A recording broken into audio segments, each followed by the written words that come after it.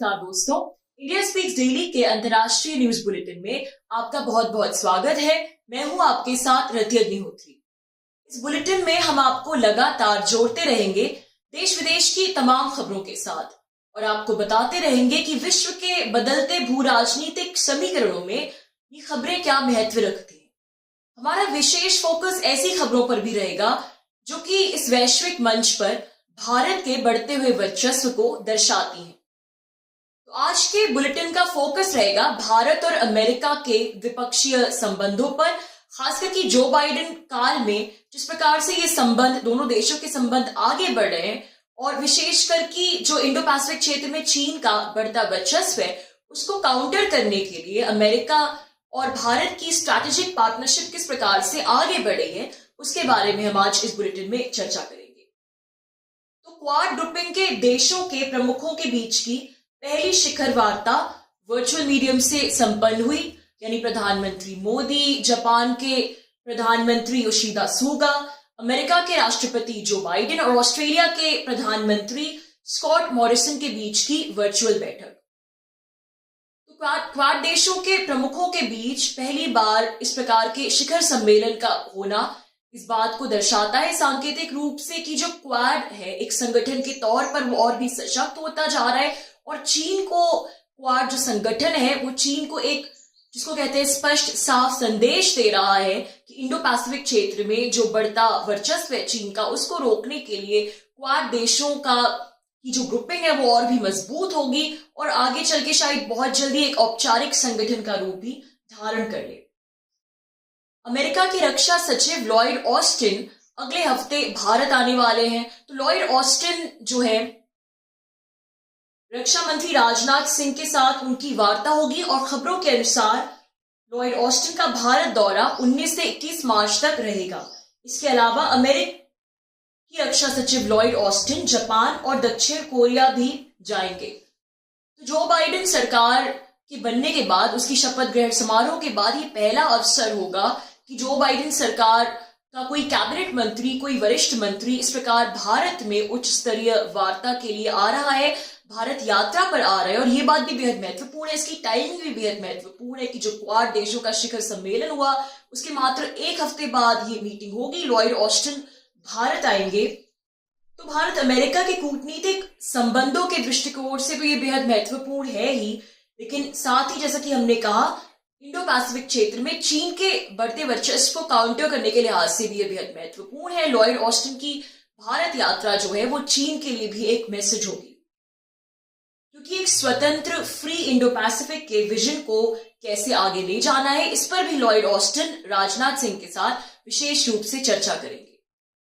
इस अवसर पर रक्षा मंत्री राजनाथ सिंह ने भी ट्वीट करते हुए कहा कि वे ऑस्टिन के दौरे का इंतजार कर रहे हैं। भारत के रक्षा मंत्रालय ने भी अपने बयान में कहा है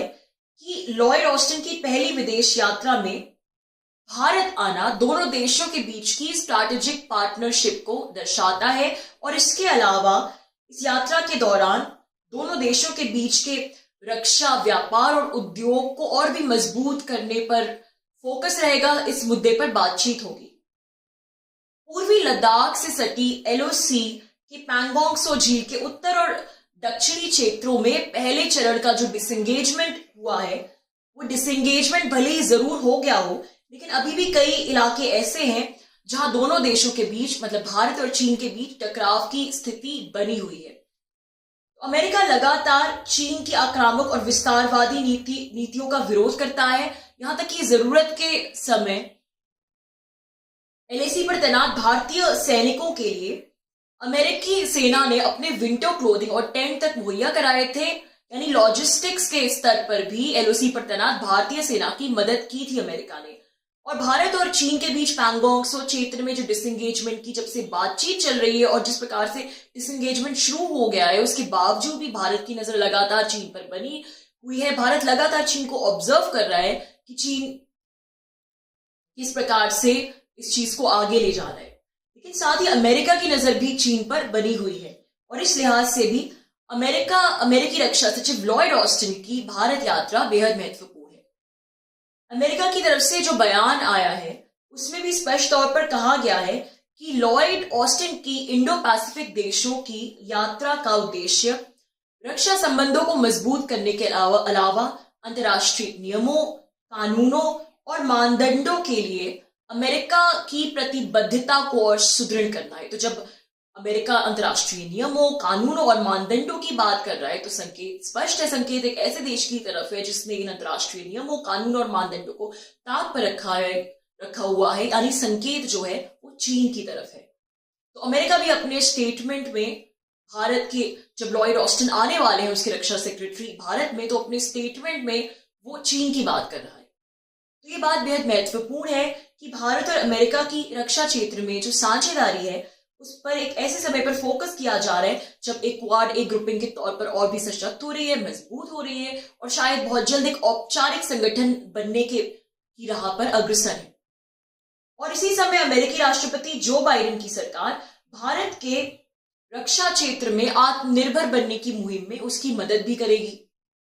पेंटागन के एक वरिष्ठ अधिकारी ने अमेरिकी